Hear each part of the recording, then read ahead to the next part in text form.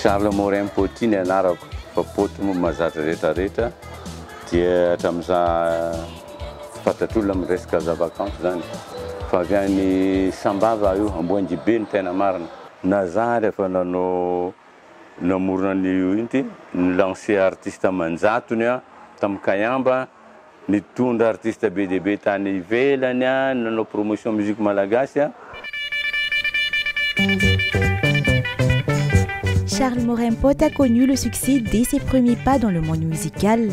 À la sortie de sa première composition en 1973, il a vendu 20 000 exemplaires de disques en moins d'une année.